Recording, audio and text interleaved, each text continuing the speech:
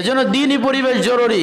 এই দ্বীনি পরিবেশ যদি ঠিক না থাকে তাহলে আমাদের বাচ্চাদের তাদেরও ঈমান আমল ঠিক থাকবে না। যেই পরিমাণ বদ্দীনি পরিবেশ আজকে সমাজে চলতেছে, আমাদের বাচ্চাদের কাছে যদি দ্বীনি পরিবেশ না দিতাম তাহলে আমাদের এই বাচ্চাগুলো ঠিক থাকতো না।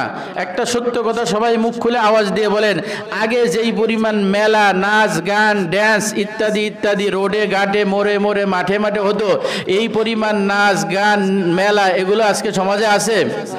বলেন তো, আগে যেই পরিমাণ যাত্রাপালার নাচ গান মেলা হতো সেই তুলনায় আজকে সারা দেশের মধ্যে মাহফিলের সংখ্যা বাড়ছে না কমছে? বাড়ছে, মানে বহুগুণ বাড়ছে। এই পরিবেশ যদি উলামায়ে ইকরাম যদি এই সুযোগ না দিত, অবশ্যই আমার ছেলেও বাধ্য হয়ে ওই যাত্রায় পালায় যাইতো। ওই মেলা যেখানে হচ্ছে আমার সন্তানটাকেও আমি রাখতে পারতাম না, ওই জুয়ার আড্ডায় আমার সন্তানকেও আমি রাখতে পারতাম না। এই আশেপাশে বিভিন্ন জায়গায় ক্যারাম বোর্ড খেলে, তার মধ্যে জুয়ার আড্ডা বানাইছে। বিভিন্ন জায়গায় রাস্তার আশেপাশে গেমস খেলে ছেলেরা।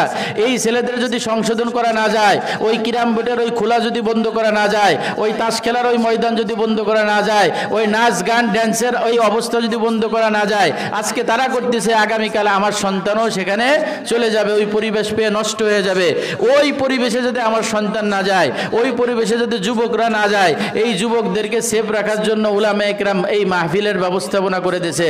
উলামায়ে ইকরাম তারা সুযোগ দেয়, আর প্রত্যেক এলাকায় মাহফিল আর মাহফিল। এই মাহফিলের যে সিজন আসছে, এই সিজন আসাতে মাহফিলের সিরিয়াল পড়ে গেছে।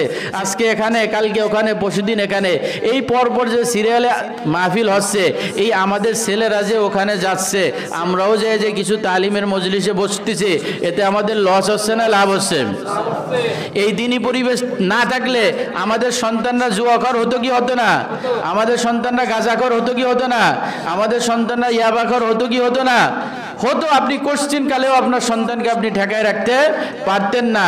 এই দ্বীনি পরিবেশের কারণে ওই যুবকরা যা করুক আর না করুক, এই শেষের বেলায় তবরক্ষার লোভে হলেও শেষের বক্তার জন্য এসে সামনে বসে।